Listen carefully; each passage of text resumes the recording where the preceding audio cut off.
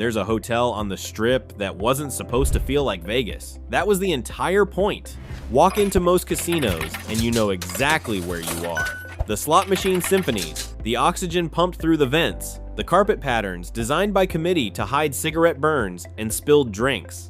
The overwhelming, assaulting, unmistakably Vegas energy of a place built to separate you from your money while convincing you you're having fun. Walk into the Cosmopolitan and something shifts. The chandelier bar, glowing pink and purple across 3 stories, 2 million crystal beads cascading like frozen light, the clean lines, the modern art that actually feels like art, not decoration. The sense that you've stepped out of Vegas and into a boutique hotel in Manhattan or a members club in London. The Cosmopolitan opened in 2010 as the anti-Vegas Vegas. Boutique luxury instead of mega resort excess. Hip instead of gaudy. Curated instead of overwhelming. The property that proved you could build something cool on the Strip, something that appealed to people who thought Vegas was for their parents. And for years it worked. The Cosmo became the coolest property on the boulevard, the place where the beautiful people stayed, the hotel that made Vegas feel relevant to a generation that had written it off. But here's the problem. The party that made the Cosmo special is ending, and the Cosmopolitan doesn't know what it is without it. Today I'm showing you the Cosmopolitan problem. How the coolest hotel on the Strip built its entire identity on a scene that's dying. How Party Vegas, the nightlife economy, the club culture, the young professional bottle service weekend warrior crowd is fading faster than anyone wants to admit. Why the demographic that made the Cosmo work is aging out, staying home, or choosing other cities. Why the generation behind them isn't showing up the same way. Why the nightclub scene that anchored this property's identity is contracting year after year. And what happens when your brand is the party and the party's over? When cool has an expiration date, when the thing that made you special stops existing. The hotel that defined a decade of hip. The identity crisis that's defining this one. If you're new here, I expose the strategies that are failing on the Strip. Not surface level takes about room rates and occupancy, the identity crises that don't show up in press releases, the market shifts that leave properties stranded, the moments when a brand stops meaning what it used to mean. Hit subscribe, turn on notifications. Because the Cosmopolitan problem isn't just about one hotel, it's about an entire version of Vegas that's disappearing. The party Vegas, the young Vegas, the Vegas that competed with Miami and won. That Vegas is fading, and the properties that depended on it are scrambling. Let me show you what made the Cosmo work, what made it different, what made it cool.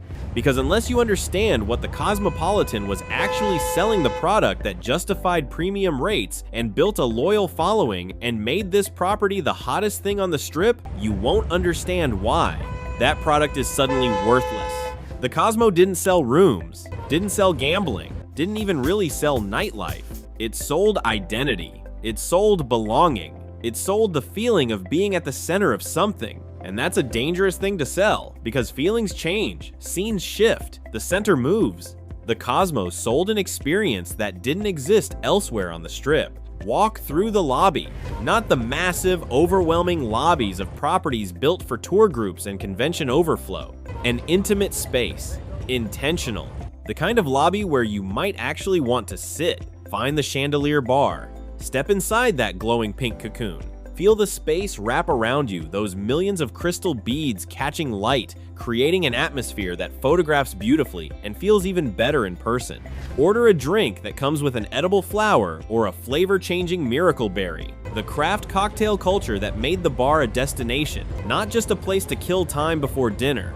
Find secret pizza, the unmarked door, the hallway that feels like you're not supposed to be there. The New York-style slices served through a window in a hidden room that doesn't appear on any map. The insider knowledge that made guests feel like they'd discovered something.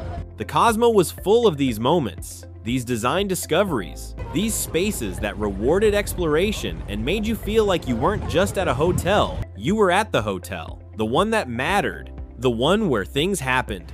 The design was intentional, but the crowd was the product. Walk the casino floor at the Cosmo on a Saturday night circa 2015. Look around. This wasn't the Bellagio crowd, retirees, and Asian tourists and families who won a trip. This wasn't the Venetian crowd conventioners with per diems and grandparents who wanted to ride a gondola.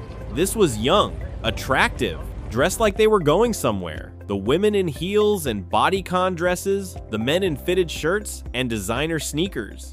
The energy of people who were there to be seen, to participate in a scene, to perform their best weekend selves. The marketing created this, targeted millennials when millennials were the prize demographic, built an Instagram presence when Instagram was becoming how people chose where to travel, designed spaces specifically to photograph well, the chandelier bar, the wraparound balconies, the rooftop pool that became content machines. The Cosmo didn't just attract the party crowd, it cultivated them, curated them, made being at the Cosmo part of an identity, a signal about who you were, what you valued, what kind of weekend you were having. And then there was Marquee, the heartbeat, the anchor, the reason a lot of these people booked. Marquee nightclub and day club, not just amenities in the building, but the building's identity. The main room pumping bass until 4 a.m. The library room for VIPs who wanted conversation. The day club pool, where the party didn't stop when the sun came up, it just moved outside. The Cosmo wasn't just a hotel with a good club, it was a club that happened to have a hotel attached. The energy of Marquee radiated through the property. You'd feel the bass in the elevator, see the crowd spilling through the casino, sense that something was happening, that this was the center of Saturday night in Las Vegas. The Cosmo wasn't competing with Bellagio for the same customer. It wasn't competing with the Venetian, it was competing with Miami, with New York, with the idea that you had to leave Vegas to find something actually cool. And for a decade, the Cosmo won that competition. That positioning worked brilliantly. The Cosmopolitan was arguably the most successful brand story on the Strip for 10 years running. Premium rates that guests paid gladly because the experience justified them. High occupancy even when other properties struggled. A loyal following that came back year after year because nowhere else on the boulevard felt like this. The waiting list for rooms on big weekends. The sense that getting a reservation meant you'd made it somewhere. But the positioning had a fatal flaw, one that's only becoming clear now. The Cosmo didn't just attract the party crowd, it needed the party crowd. Its identity, its rates, its entire value proposition depended on being the place where that scene happened. The cool only worked if the cool people kept coming. And that scene is dying. The crowd that filled those hallways is aging out, moving to the suburbs, having kids, discovering that their 40-year-old bodies don't recover from Marquee the way their 28-year-old bodies did. The generation behind them isn't showing up the same way. Different relationship with nightlife, different relationship with alcohol, different definition of a good time. The party that made the Cosmo special is getting quieter every year. The crowd that defined it is going somewhere else or staying home entirely. And a hotel built entirely around being cool has no idea what to be when cool moves on. The Cosmopolitan's problem isn't the Cosmopolitan. It's not a management failure, not a design flaw, not something one property did wrong. It's what's happening to Party Vegas everywhere, across every property that depended on nightlife, across every club that anchored a resort, across an entire economy that seemed invincible a decade ago. The nightclub scene that defined a generation of strip tourism, the day club innovation that seemed like the future of Vegas entertainment, the bottle service economy that generated billions. All of it is contracting, fading, dying in slow motion while the properties that built their identities around it scramble to find something else to be. Let me show you why the party is ending. The mega clubs are shrinking. We've covered this in other videos. Marquee, Hakkasan, Omnia, XS, the venues that defined Vegas nightlife for 15 years, reducing hours, reducing nights, some closing sections, some closing entirely. But for the Cosmopolitan, this isn't abstract. It's not someone else's problem happening somewhere else on the Strip. Marquee isn't just a club in the building, it's the building's heartbeat, the energy source, the magnetic core that pulled the entire brand together. When Marquee thrives, the Cosmo thrives. When Marquee fills with beautiful people spending thousands on bottle service, the hallways pulse with that energy. The casino floor catches the overflow. The restaurants fill with people pre-gaming or recovering. The entire property benefits. When Marquee struggles, the Cosmo loses its reason for existing. and Marquee is struggling. The bottle service that used to generate tens of thousands per table harder to fill now. The tables that used to require reservations weeks in advance available. The sense of exclusivity that made getting in feel like an achievement fading. The lines that used to wrap around the building on a Saturday night shorter, sometimes much shorter. The desperation of promoters more visible. The deals offered to fill space that used to fill itself. The energy that used to define Saturday nights in Las Vegas diminished. Not dead, not yet, but anyone who remembers 2015 can feel the difference. The club scene that made Vegas the nightlife capital of America is contracting everywhere. But for a hotel that built its entire brand on being the nightlife hotel, that contraction isn't just a business problem. It's an existential crisis. The nightclubs are struggling, but it's not just the clubs. It's not just venues having a rough few years. It's the entire demographic that made Party Vegas work. The crowd that used to fill the Cosmo, the young professionals, the weekend warriors, the people who flew in specifically to party, they're disappearing. And understanding why they're leaving explains everything. It explains the Cosmo's crisis. It explains why Party Vegas can't be saved by better marketing or bigger DJs. It explains why this isn't a cycle that's going to reverse. The crowd is gone. Let me show you where they went. The millennials who made the Cosmo grew up. That's the simplest version of the story. The 28-year-old who partied at Marquee in 2014, she's 40 now, has a mortgage maybe, kids possibly. A career that doesn't accommodate Sunday hangovers the way it used to. A body that punishes her for 3 days when she tries to relive the old weekend. Her definition of a good time changed, shifted from bottle service and bass drops to nice dinners and early flights home. She might still come to Vegas occasionally, but she's booking the Bellagio now. Or Wynn. Somewhere quiet. Somewhere that doesn't remind her of who she used to be. The core demographic that built the Cosmopolitan aged out of the Cosmopolitan. That happens to every youth-focused brand eventually. The question is whether the next generation replaces them. They're not being replaced. Gen Z isn't showing up the same way. Different generation, different relationship with alcohol. They drink less than any generation in decades. Different relationship with nightlife, they're more likely to stay home, to socialize online, to find entertainment on screens instead of dance floors. The Vegas weekend that millennials invented, fly in Friday, party all night, recover at the pool, do it again Saturday, stumble home Sunday, that template doesn't appeal the same way. The clubs feel like their parents' thing, the bottle service feels wasteful, the whole performance feels exhausting. The pipeline of young, affluent, nightlife-focused tourists that Vegas depended on is drying up.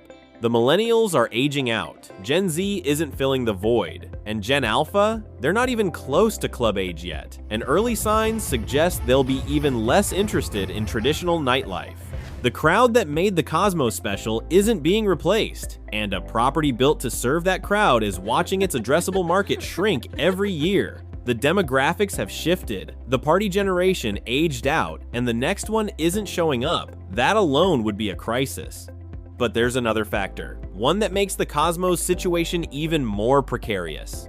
Even the people who still want to party, the subset of each generation that still craves nightlife, still wants the big weekend, still has money to spend, they have options now that didn't exist a decade ago. Vegas used to be the only answer to a certain question. Now it's one answer among many, and it might not even be the best one. Miami reinvented itself. The same crowd that used to fly to Vegas started flying to South Beach. The clubs there feel fresher. The scene feels more current. The weather means pool parties year-round, not just desert summers. Austin and Nashville emerged. The bachelor party that used to default to Vegas now considers alternatives. Cities with live music and energy that feel more authentic, less corporate, less like visiting a theme park.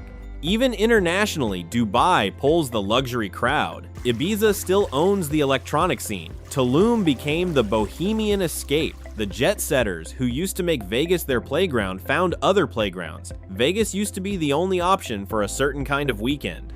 The only place where the clubs were this big, the energy was this concentrated, the experience was this extreme. A monopoly on excess. That monopoly is broken. Vegas is now one option among many, and for the party crowd, specifically the Cosmo's core customer, it might not even be the best option anymore. The clubs in Miami are newer. The scene in Austin feels more alive. The whole Vegas formula feels dated to people who've seen what else exists. The party crowd is aging out. The generation behind them isn't showing up. The economics that funded nightlife, the discretionary income of young professionals, is under pressure from student debt and housing costs and inflation. The competition from other cities is fiercer than it's ever been. Party Vegas isn't dying because Vegas did something wrong. It's dying because the world changed. Nightlife culture shifted. Demographics shifted. The crowd that made properties like the Cosmopolitan special moved on to other stages of life, other cities, other definitions of fun. And the Cosmo is left standing in a nightclub that's emptying out, playing music for a crowd that isn't coming, pumping bass into hallways that echo more than they used to. The brand that was built to be the coolest thing in Vegas is discovering a brutal truth. Cool doesn't last. Cool is a moment. Cool is a generation. Cool moves on and doesn't leave a forwarding address. There's no obvious replacement for an identity that's fading. No easy pivot to a crowd that doesn't exist yet. No marketing campaign that brings back youth that's become middle age. The party is ending, and the Cosmopolitan has to figure out what it is when the music stops. If the Cosmopolitan isn't the party hotel, what is it? That's the question haunting this property now. The identity crisis that doesn't have an easy answer. The brand problem that no marketing campaign can solve. The existential challenge of being a hotel built around a moment that's passing. Strip away the cool, strip away the party crowd, strip away the energy of Marquee radiating through the hallways. What's left? What's the Cosmopolitan without the thing that made it the Cosmopolitan? Let me show you the impossible choice this property faces and why both options lead somewhere painful. Option 1. Pivot away from party. Reposition as luxury. Chase a different customer entirely. Stop marketing to the nightlife crowd. Stop leaning on Marquee as the identity anchor. Focus instead on the restaurants, and there are good ones, the spa. The rooms, which are genuinely well designed, become a sophisticated luxury resort that happens to have a club rather than a club that happens to have a hotel. It sounds reasonable, mature even, the natural evolution of a brand that's aged with its audience. But here's the problem. That space is crowded, brutally crowded, and the Cosmopolitan isn't built for it. Bellagio does old money luxury. The Fountain, the Conservatory, the sense of establishment wealth. Wynn does billionaire luxury, the golf course, the ultra-premium everything. The sense that money is no object. Venetian does European fantasy luxury, the canals, the frescoes, the theatrical grandeur.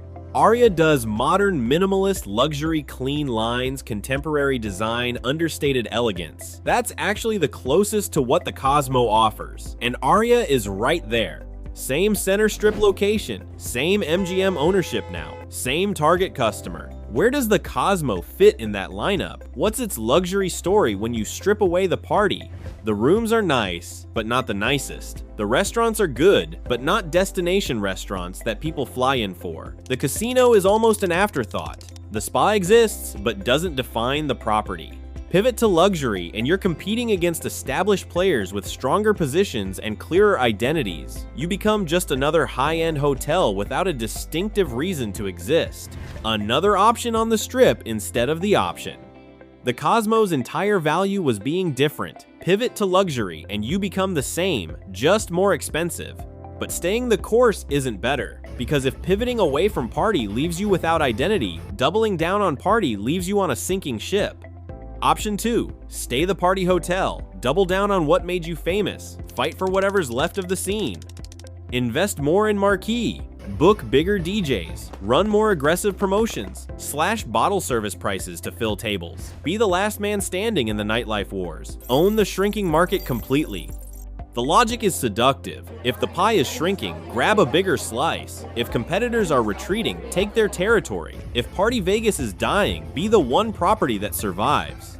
But here's what doubling down actually means. You're fighting for a shrinking pie. Even if you win, even if you dominate what's left of Vegas nightlife, winning means owning a market that's half the size it used to be. Your ceiling gets lower every year.